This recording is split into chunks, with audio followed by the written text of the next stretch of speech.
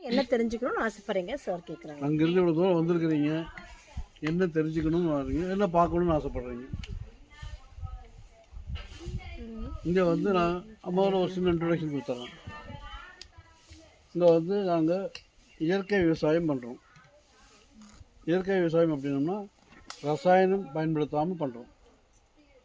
ரசாயனம் பயன்படுத்தும் போது என்னென்னு கேட்டிங்கன்னா, அந்த செடியில் அதில் வரக்கூடிய காய்கறி பழம் எதுவாக இருந்தாலும் அதுலேயும் கொஞ்சம் ரசாயனம் இருக்கும். அந்த ரசாயனத்தோடு தான் நம்ம சாப்பிட்றோம். ஒரு பழம் எடுத்துட்டிங்கன்னா பழம் முழுவதுமே அந்த கொஞ்சம் ரசாயனம் இருக்கும். சும்மா மேலால் தண்ணியில் கழுவின மாதிரிக்கு அது போகாது, சரிங்களா? அப்போ என்ன பண்ணுறோம், ரசாயனத்தோடு தான் நம்ம சாப்பிட்றோம். ஆனால் இயற்கையில் இந்த உடம்பு படைக்கப்படும் போது அந்த ரசாயனமெல்லாம் சாப்பிட்ற மாதிரியெல்லாம் படைக்கிறதில்ல. இயற்கையில் என்ன கிடைக்குதோ அதை நீ சாப்பிட்டீங்கன்னா ஜீரணமாகி ஃப்ரீயாக கொண்டு போய் கொஞ்சம் ரசாயனத்தை உள்ளே போட்டு வேண்டாதெல்லாம் உள்ளே திணிச்சிட்டு அதை சாப்பிட்டீங்கன்னா அது ஜீரணம் ஆகும், ஆகாமல் போகலாம், வேறு ஏதாவது கெடுதல் பண்ணும். ஒரு சின்ன புண்ணு பண்ணுறதா வச்சுக்கோங்க. சல்ஃபியூரிக் ஆசிட் நீங்கள் பார்த்துருப்பீங்க, அதாவது கொஞ்சம் பேர்த்துக்கு தெரியும். அதெல்லாம் பட்டுதுன்னா புண்ணாகிடும் இல்லையா, சட்டையில் போட்டால் ஓட்டையாயிடும். ஸோ அந்த மாதிரி சாப்பிட்ற ஐட்டத்துலேயே சில சல்ஃபியூரிக் ஆசிட் சம்மந்தப்பட்டதெல்லாம் இருக்குது. அது உள்ளே நம்ம தெரியாமல் டேஸ்ட்டுக்காக சாப்பிட்றோம். உள்ளே போய் ஒரு சின்ன புண்ணு பண்ணுறதா வச்சுக்கோங்க.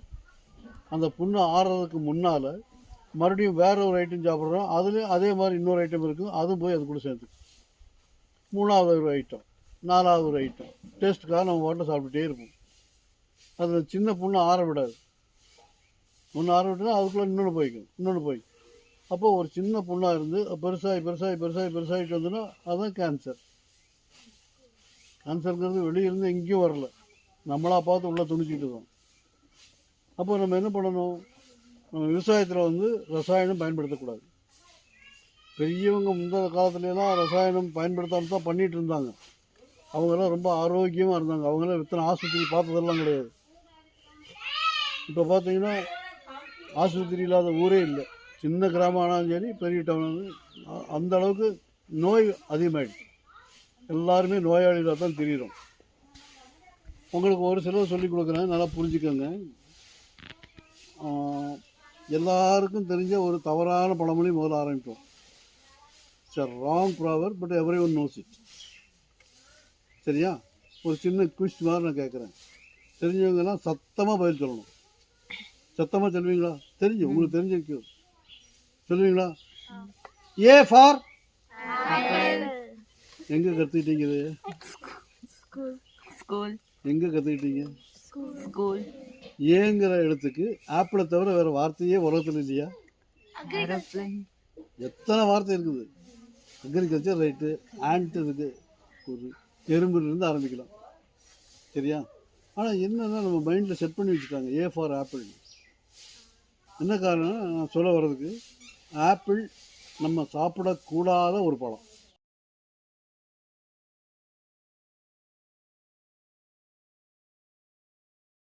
அது முதல்ல தெரிஞ்சுக்கணும். நம்ம சாப்பிடக்கூடாத முதல் பழம் இருக்குதுன்னா அது ஆப்பிள் தான். மற்றெல்லாம் கூட ரெண்டாவது. இந்த உலகத்தில் இயற்கையில் எப்படி ஆண்டவன் படைச்சிருக்கான்னு பார்த்தீங்கன்னா, இப்போ இது வெய்ய காலம் இல்லையா? வெய்ய காலத்தில் கடையில் போனீங்கன்னா அல்லது ரோட்டில் பார்த்தீங்கன்னா என்னென்ன விற்கிறாங்க சொல்லுங்க பார்ப்போம். ஒவ்வொன்றா எந்த சொல்லுங்கள், சத்தமாக சொல்லுங்கள். வாட்டர்மெலன், கிரேப்ஸ், மொசாம்பி, நொங்கு, இளநீ, மோர் எல்லாம் இருக்குதா? இந்த சம்மரில் தானே இதெல்லாம் கிடைக்குது.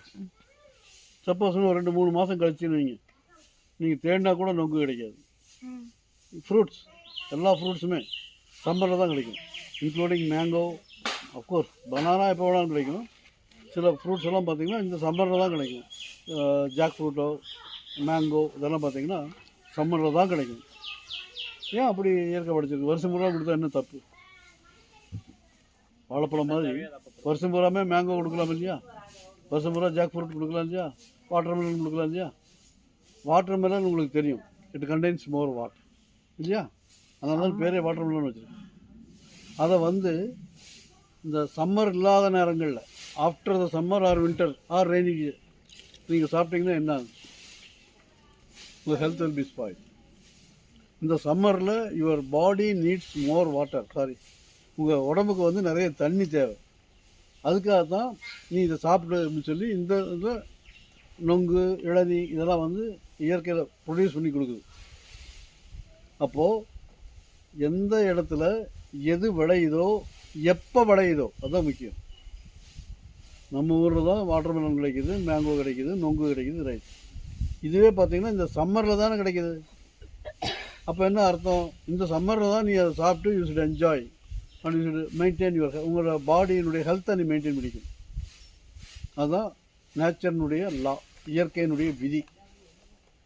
அப்போது இங்கே என்ன விளையுதோ அதைத்தான் நம்ம சாப்பிடணும். இங்கே விளையாது வந்து நம்ம உடம்புக்கு ஒத்துக்காதுன்னு அர்த்தம்.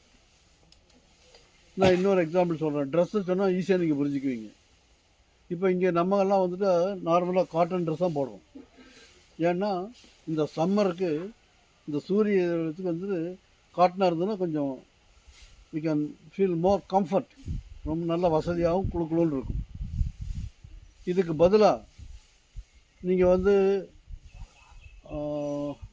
ஜூட் தெரியுமா? ஜூட் சணல் சட்டை தைச்சி போட்டிங்கன்னா எப்படி இருக்கும்? சாக்கு தைச்சி போட்டிங்கன்னா எப்படி இருக்கும்? உடம்பு தாங்காது. அதுக்கு பதிலாக நார்த்தேன் ஒரு சதேன் போல் போகிறீங்க, அங்கெல்லாம் பார்த்தீங்கன்னா அந்த ஆட்டு ரோமம் இருக்கு இல்லையா, உல்லன் தான் சேர்த்து போடுவாங்க. அதை கொண்டு வந்து நீங்கள் போட்டிங்கன்னா என்ன ஆகும்? உங்கள் உடம்பு தாங்குமா?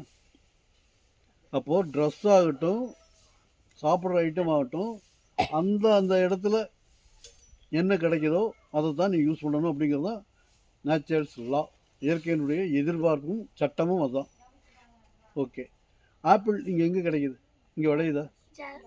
அப்போ நம்ம எதுவும் சாப்பிடணும்? காஷ்மீர், ஜம்மு காஷ்மீருக்கும் நம்மளும் ரெண்டும் கிளைமேட் ஒன்றாமா? அப்படியே வச்சுக்கணும். ஆக்சுவலாக ஜம்முவில் விளையுதுங்கிறது right, but that is not that apple. It's not equal to that apple. சரியா? இது பேர் ஆப்பிள் தான், because it looks like apple, so we call it as apple. But இதனுடைய கண்டென்ட்டும் அதனுடைய கண்டென்ட்டும் டிஃப்ரெண்ட். அப்படியே வச்சுக்கோங்க. ஓகே, நீங்கள் காஷ்மீர் ஆப்பிள் கன்ஃபார்ம் பண்ணி சாப்பிட்றீங்களா? ஒன்று. சரியா? இப்போ வீட்டில் பெரியவங்க இருந்தால் அவங்களுக்கு தெரியும், கொள்ளு ரசம் வைப்பாங்க. கொள்ளு ரசம் அல்லது பருப்பு எப்போ வைப்பாங்கன்னு கேட்டிங்கன்னா, rainy days or winter days. கொள்ளு வந்து அதிகமாக எதுக்கு வைப்பாங்க தெரியுமா? எந்த பிராணிக்கு வைப்பாங்கன்னு? குதிரை. ஏன்? அது வந்து ரொம்ப ஹீட்டு. அந்த கொள்ளு வந்து ரொம்ப பை நேச்சர் ரொம்ப ஹீட் பண்ணி கொடுக்கும் பாடியை. குதிரைக்கு அது மாதிரி இருக்கணும், அதுதான் சூட்டபிள். நம்மளும் சாப்பிட்லாம்னா அந்த மாதிரி வின்டர் சீசனில் சாப்பிட்டீங்கன்னா இட்ஸ் ஓகே. அதை போய் நீங்கள் இப்போ நம்ம வீட்டு தான் விளையுது, நம்ம தேசத்தில் விளையுது அப்படிங்கிறதுக்காக எப்போ வேணாலும் சாப்பிடக்கூடாது. அதாவது அந்தந்த சீசனில் சாப்பிடணும். ஏன் நான் சொல்ல வரேன்னு கேட்டிங்கன்னா, ஆப்பிள் வந்து இந்த காஷ்மீர் ஆப்பிளை மறந்துடுங்க. இந்தியாவில் ஆப்பிள் இல்லை அப்படின்னு ஒரு கற்பனை பண்ணிக்க. அதுக்கு பிறகு நீங்கள் புரிஞ்சு செஞ்சுக்குவீங்க. சரியா? For the time being just imagine there is no apple available in India. Right. ஃபாரினில் ஒரு ஆப்பிள் வந்து அது இங்கே நம்ம கைக்கு வந்து சேரும்போது எவ்வளோ நாள் கழித்து வந்து சேருதுன்னு நினைக்கிறீங்க? It is almost 9 months or 1 year old. 9 months or 1 year old. அங்கே ஹார்வெஸ்ட் பண்ணதுலேருந்து நம்ம கைக்கு வந்து சேரும்போது almost 9 months minimum, or 6 months வச்சுக்கோங்க. 6 மாதம் கழிச்சு கம்ப்ளீட்டாங்க. கம்ப்ளீட் அதாவதுங்க, அங்கே ஹார்வெஸ்ட் பண்ணின உடனே ஒரு ஏசி ரூமில் வச்சுருவோம், பெரிய குடோன், ஏர் கண்டிஷன் குடோனில் வச்சுருவோம். அது ஒரு 2 மாதம் வச்சதுக்கு பிறகு ஷிப்பில் அகைன் ஏசி கண்டெய்னர், அந்த கண்டெய்னரே ஏசியாக இருக்கும், அதில் தான் போட்டு அனுப்புவோம். இங்கே வந்ததுக்கு பிறகு நம்ம ஊரில் இருக்கிற பெரிய ஒரு குடோன், ஏசி குடோனில் எடுத்து வச்சுக்குவோம். அப்புறம் அங்கேருந்து பெரிய வியாபாரிக்கு போகும், அவங்ககிட்டருந்து சின்ன வியாபாரிக்கு, இந்த தள்ளுவண்டிக்காரன் வாங்கிட்டு வருவான். இப்படி அங்கேருந்து அங்கே மாறி இங்கே வந்து சேர்றதுக்கு எவ்வளோ நாள் ஆகும் நீங்கள் நினச்சி பாருங்கள். ஆனால் நீங்கள் பார்த்தீங்கன்னா நேற்று தான் பறிச்ச மாதிரி இருக்கும், ஃப்ரெஷ்ஷாக இருக்கும். அதனுடைய அப்பியரன்ஸ் வந்து அவ்வளோ அழகாக மெயின்டைன் பண்ணிக்கிறான். அதுக்கு என்ன பண்ணுறாங்கன்னு தெரியுங்களா? ஆப்பிள் வந்து அந்த மாதிரி பளபளப்பாக இருக்கணும், புதுசாக அப்பியரன்ஸ் இருக்கும். சொல்லுமா? வேக்ஸ் கோட்டிங் அப்படின்னு. கோட்டிங்னா தெரியும் இல்லையா, நம்ம பெயிண்ட் அடிக்கிறோம் இல்லையா, அந்த மாதிரி ஒரு கோட்டிங். வேக்ஸ் அப்படின்னா என்ன? மெழுகு. தேன் மெழுகு. மெழுகுக்கு பேர் தான் வேக்ஸ் இல்லையா? சரி, அந்த மெழுகு நம்ம எடுத்து டைரெக்டாக சாப்பிட முடியுமா? ஆனால் நம்ம சாப்பிட்டுட்டு தான் இருக்கிறோம். எப்படின்னு கேட்டிங்கன்னா, சில கேப்சூல்ஸ் சாப்பிடுவோம் தெரியுங்களா, மருந்து கேப்சூல் மேலே கண்ணாடி மாதிரி இருக்குல்ல, பிளாஸ்டிக் மாதிரி. That's again made of wax. அது ஒரு வகையான வேக்ஸ். ஸோ அந்த மாதிரி ஹை குவாலிட்டி வேக்ஸும் நம்ம சாப்பிடலாம், தப்பு இல்லை. ஏன்னா அதை டைஜஸ்ட் ஆகிரும், அதனால் கெடுதல் கிடையாது. ஸோ நீங்கள் அதை சாப்பிட்லாம். Why they give that medicine in கேப்சூல்னு கேட்டிங்கன்னா, உள்ளே இருக்கக்கூடிய மருந்து ரொம்ப ரொம்ப கசப்பு. அதை நீங்கள் சாப்பிட்டீங்கன்னா இங்கே போகணும்னா அப்படியே வாந்தி பண்ணிடும். அப்போ உங்கள் தொண்டைக்கு படாமல் உள்ளே போயிடணும். அதுக்காக தான் அந்த கேப்சூல் போட்டு தர்றோம். அந்த கேப்சூல் வந்து it is made of wax. அந்த வேக்ஸை வந்து நீங்கள் ஆப்பிளுக்கு கோட்டிங் கொடுத்தீங்கன்னா நீங்கள் இட்ஸ் ஓகே, சாப்பிடலாம், தப்பு இல்லை. But it is costly. Edible சாப்பிடக்கூடிய வேக்ஸு ரொம்ப ஹையஸ்ட் குவாலிட்டி, அதனுடைய விலை அதிகம். ஸோ அதை வந்து நீங்கள் கோட்டிங் கொடுத்தீங்கன்னா அவனுக்கு கட்டுப்படி ஆகாது. பட் நார்மலாக ஃபாரின்லாம் அவங்க அப்படியே பண்ணுறாங்க. அந்த ப்ரைஸ் கொடுத்து வாங்குறவங்க கொடுத்து வாங்கிக்கிறாங்க, சாப்பிட்டுக்கிறாங்க. இங்கே நம்ம வந்து அவ்வளோ விலை கொடுத்து வாங்க முடியாது. ஆகையினால நம்ம ஆளுங்க இங்கே என்ன பண்ணுறாங்கன்னா, நம்மக்கிட்ட ஏன் இப்படி வந்துருக்கோம், வெயிலாக இருந்தால் இங்கே வந்துருக்கோம், இப்படி வந்துடணும். உங்களுக்கு கேட்கணும், அவ்வளோதானே. இங்கே நம்ம ஆளுங்க என்ன பண்ணுறாங்கன்னா, நம்மக்கிட்ட இருக்கக்கூடிய வேக்ஸில் போட்டு வைப்பாங்க. இது வந்து it is not good quality or edible, இல்லை, சாப்பிடக்கூடிய ஐட்டம் அல்ல. ஆனால் அந்த ஃப்ரெஷ்னஸ் நம்ம பார்க்குறப்ப நம்ம ஏமாற்றணும்னா அவன் போட்டு தான் ஆகணும். ரைட். ஊட்டியில் ஒரு நாள் நான் நேரடியாக அனுபவிச்சதை சொல்கிறேன், நல்லா கவனிச்சுக்க வேணுங்க. ஒரு பஸ் ஸ்டாப்பில் போய் நான் நின்றுட்டுருக்கேன். I am waiting for a bus. இப்போ பக்கத்தில் ஒரு தள்ளு வண்டிக்காரன் வர்றான். அவன் வந்துட்டு ஏதோ ஒரு ஆப்பிள் எடுக்கிறான், கீழே ஒரு பக்கெட் மாதிரி வந்து அதில் டிப் பண்ணி எடுத்து இப்படி இப்படி தொடச்சி வைக்கிறான். மறுபடியும் ஒன்று எடுக்கிறான், டிப் பண்ணி எடுத்து தொடச்சி வைக்கிறான். எனக்கு அது ஒன்றுமே புரியல. என்னமோ செய்கிறான், என்னன்னு நம்ம தெரிஞ்சாகணும். அவன் கிட்ட நேரடியாக போய் அப்போ என்ன சரின்னு கேட்டால் சொல்லுவானா, சரின்னு போய் அவங்ககிட்ட ஒரு 2 கிலோ ஆப்பிள் வாங்கிட்டேன். அவங்கள்ட்ட ஃப்ரெண்டு ரொம்ப கம் க்ளோஸர் இல்லையா, அதுக்காக. நான் ஆப்பிள் சாப்பிட மாட்டேன்னு உங்களுக்கு முதலே சொல்லிவிட்டு ஆப்பிள் சாப்பிடக்கூடாதுன்னு உங்களையும் கேட்டுக்க போகிறேன், நீங்கள் புரிஞ்சுக்குவீங்க. அப்போ 2 கிலோ ஆப்பிள் வாங்கியாச்சு, அது என்ன பண்ணுறது, வேஸ்ட்டாக பண்ண முடியும்? நமக்கு வேண்டாதவங்க யாராவது இருந்தால் கொண்டு போய் கொடுத்தா போச்சு இல்லையா? வேணுங்கிறவங்களும் கொடுக்க வேண்டாம், வேண்டாதவங்க கொடுத்துடலாம். 2 கிலோ வாங்கியாச்சு. அவங்க கூட ஃப்ரெண்ட்ஸு ஆகியாச்சு. வந்ததுக்கு பிறகு அண்ணா நல்லா இருக்கிறீங்களா எல்லாம் கேட்டு போட்டு, என்னமோ செஞ்சீங்களே என்னங்கண்ணான்னு. ஒன்றும் இல்லைங்க தம்பி, வேக்ஸ் கோட்டிங். என்னங்கண்ணா வேக்ஸ் கோட்டிங்? இல்லைங்களே, வேக்ஸ் கோட்டிங்கிறது அப்படி சாதாரண சமாச்சாரம் அல்ல. அது வெரி அந்த ப்ராசஸ் சொல்கிறேன், அது ரொம்ப கஷ்டமான ப்ராசஸ். இப்படி டிப் பண்ணி எடுக்கிறது அல்ல. இல்லைங்களே, வேக்ஸ் கோட்டிங் இதெல்லாம் தான். என்ன தம்பி பூராமே தெரிஞ்சுட்டு வந்து என்ன கேட்குறீங்க? இல்லைண்ணா தெரிஞ்சுக்கிறதுக்காக கேட்டால் வரணும். Varnish, you know what is varnish? ஜன்னல் கதவுக்கெல்லாம் அடிப்பாங்கல்ல, அதில் டிப் பண்ணி எடுத்துட்டு மினுமினுப்பு. நான் கேட்டேங்க, நான் வேக்ஸில் தானே போடணும், வேக்ஸில் நீ வார்னிஷில் போடுறியாப்பா? வேக்ஸில் போட்டோன்னா 3 நாளைக்கு ஒரு கிலோ போடணும்னா, இது போட்டு வச்சோன்னா 10 நாள் 20 நாளைக்கு ஆகும். நினச்சி பாருங்கள், நம்ம என்ன ஆப்பிள் நினச்சி நம்ம என்ன சாப்பிட்றோம்? வார்னிஷ் ஜீரணம் பண்ணக்கூடிய சக்தி இந்த உடம்புக்குண்டா? அது சும்மா இருக்குமா? நம்மாழ்வார் ஐயா தெரியுங்களா? பாருங்க, ஃபோட்டோ இருக்காங்க பாருங்க, சாமி கும்பிட்டுருக்காங்களே பெரியவர், நம்மாழ்வார்னு சொல்லி. அவர் தான் சொல்லுவார், இந்த ஆப்பிள் ஆகட்டும் திராட்சை ஆகட்டும் யாருக்கு நம்ம கொண்டு போய் கொடுக்குறோம்? நல்லா யோசனை பண்ணி பாருங்கள். ஒன்றா குழந்தைகளுக்கு கொடுப்போம், இல்லை வீட்டில் இருக்கிற பெரியவங்களுக்கு கொடுப்போம், இல்லை ஹாஸ்பிட்டலில் யாராவது உடம்பு சரியில்லை அவங்க என்னையா பாவம் பண்ணினாங்க, அவங்களுக்கு ஏன் போய் கொடுக்குறோம்? நல்லா இருக்கிறவங்களுக்கு கொடுத்தா கூட பரவாயில்ல.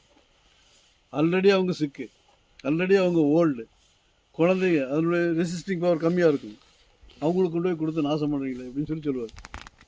நீங்கள் தெரிஞ்சுக்கோங்க, ஆப்பிள் வந்து நம்ம சாப்பிடக்கூடாத ஐட்டம் ஒன்று ஃபஸ்ட்டு. ரெண்டாவது வந்து இந்த வேக்ஸ் கோட்டிங் அப்படிங்கிறது சீப்பான வேக்ஸ் கொடுத்தா கூட பரவாயில்ல. அவன் வந்து ரொம்ப நாளைக்கு அந்த மின்மினிப்பு இருக்கணுங்கிறதுக்காக வார்னிஷில் போட்டு தரணும். அது ரொம்ப மோசம். நீங்கள் இப்போ வீட்டில் ஆப்பிள் இருந்தாலோ அல்லது யாராவது கொண்டு வந்து கொடுத்தாலோ அல்லது சாம்பிளுக்காக நீங்கள் வெளியே வாங்கினாலோ லேசான பிளேடு வச்சு இப்படி சுரண்டி பாருங்கள், இவ்வளோ வேக்ஸ் வரும். நீ போயிருந்தீங்கன்னா நாளைக்கு நாளான்னைக்கு வாங்கி பாருங்கள், தெரிஞ்சுக்குவீங்க. ஸோ அந்த வேக்ஸ் வந்து உண்மையான வேக்ஸாக இருந்ததுன்னா காஸ்ட்லி, அவன் 2 ரூபா 3 ரூபாய்க்கெல்லாம் கொடுக்க முடியாது. அது 15 ரூபா 20 ரூபா ஆகிடும். பட் நம்மளுக்கு என்னென்னா, நமக்கு தேவையானதை சாப்பிட்றது இல்லாமல் சிலது பெருமைக்காக நம்ம நினச்சிக்கிறது சாப்பிட்டா பெரிய ஹை குவாலிட்டி, நம்ம வி பிலாங் டு அப்பர், அதான் வி பிலாங் டு அப்பர் இது அப்படிங்கிற மாதிரி ஒரு நோஷன் நம்ம மைண்டில் வந்து செட் ஆகிருக்கு. இன்க்ளூடிங் கொக்கோ கோலா, 7up, இதெல்லாம் ஆரஞ்சு, இது எல்லாம் வந்து எதுவுமே நம்ம உடம்புக்கு சேராது, ஒத்துக்காத ஐட்டங்கள். பட் நமக்கு ஒரு மைண்ட் செட், அது சாப்பிட்டா தான் சொசைட்டியில் ஒரு பெரிய ஒரு getup. But we are spoiling our health. ஒன்று தெரிஞ்சுக்கோங்க, எந்த ஏஜாக இருந்தாலும் சரி, ஆரோக்கியம் இருக்கிற வரைக்கும் தான் வாழ்க்கை. எந்த ஏஜாக இருந்தாலும் சரி, ஆரோக்கியம் கேட்டிங்கன்னா அன்னையிலேருந்து உங்கள் வாழ்க்கை முடிஞ்சுது. அதுக்கு பிறகு சும்மா ரெஸ்ட்டுனா ஓய்வு இல்லை, மீனிங்லெஸ் வாழ்க்கை, அர்த்தமில்லாத ஒரு வாழ்க்கை தான் வாழ போகிறீங்க. ஆஸ்பத்திரியில் மருந்து, டாக்டரு, நர்ஸு, இவ்வளோதான். உலகத்துக்கு உங்களுக்கு சம்மந்தம் இருக்காது once you lose your health. அப்போ நம்ம எந்த காரியம் செய்யறதுனாலும் ஹெல்த்துக்கு தவறு இல்லாத தான் செய்யணும். ஒன்று வந்து ஆப்பிள் சொல்லிட்டேன், ஏன்னா எல்லாத்துக்கும் தெரிஞ்சது, அதுக்காக தான் எடுத்தோன்னே A ஃபார் கேட்டேன், புரியுதுங்களா? அதனால A ஃபார் ஆப்பிள் நீங்கள் எங்கேயாவது படித்தாலோ, ஆப்பிளை கண்ணில் பார்த்தாலோ, யாராவது வாங்கிட்டு வந்து உங்களுக்கு கொடுத்தாலோ, இன்றைக்கி நம்ம பேசுனது உங்களுக்கு ஞாபகம் வரணும். சந்தேகப்பட்டால் நீங்கள் அவங்க முன்னாலேயே அது எடுத்து காமிங்க, ஒரு பிளேடு எடுத்து கீறி காமிங்க. அவ்வளோ வேக்ஸ் இருக்கும். அத்தனையும் தவறான வேக்ஸ், லோயஸ்ட் குவாலிட்டி. ஒன்று. அடுத்த ஐட்டம், நம்ம சாப்பிடக்கூடாத ஐட்டம் இன்னொன்று இருக்குது. எல்லோரும் விரும்பி சாப்பிடுவீங்க, சாப்பிடக்கூடாத ஐட்டம் அது என்ன தெரியுங்களா? ஒயிட் சுகர், சர்க்கரை இருக்குது இல்லைங்களா? சர்க்கரை நம்ம சாப்பிடக்கூடாத ஐட்டத்தில் நம்பர் 2 எதுன்னு கேட்டிங்கன்னா ஒயிட் சுகர். சர்க்கரை எப்படி செய்கிறாங்கன்னு தெரியுமா? தெரியாது. எதுலேருந்து செய்கிறாங்க தெரியுமா? எதுலேருந்து செய்கிறாங்கன்னு? சர்க்கரை எதுலேருந்து செய்கிறாங்கன்னாக்கா கரும்பு. சொல்ல தைரியமாக சொல்ல, தப்பாக இருந்தால் திருத்திக்கணும். பயந்துக்கிற நீ தப்பாக சொன்னேன்னு வச்சுக்கோ, எல்லாம் தப்பா, அது தப்புன்னு ரைட்டுன்னு நான் கரெக்டாக பண்ணித்தரேன் இல்லையா? யாராவது கேட்டாங்கன்னா தைரியமாக சொல்லி பழகும் போது, கரும்பு தானே, அது ஒன்றும் சந்தேகமே கிடையாது, கரும்பில் தான் செய்கிறாங்க. சரியா? கரும்பு நம்ம என்ன நினச்சிட்டு இருக்கிறோன்னா, ரோட்டில் போகும்போது இந்த சின்ன மிஷின் ஒருத்தர் வச்சுருப்பான், இந்த கரும்பு இது போட்டு புளிஞ்சு கொடுப்பான், அந்த கரும்பு சாறு வாங்கி குடிச்சிட்டு போகிறோம். நம்ம நினைக்கிறோம் அந்த பெரிய பெரிய சுகர் ஃபேக்ட்ரியிலலாம், கண்ணு அங்கே போயிடலாமா, எல்லாம் நிழல் அதிகமாகிடுச்சு, வாங்க ப்ளீஸ் வாங்க வாங்க.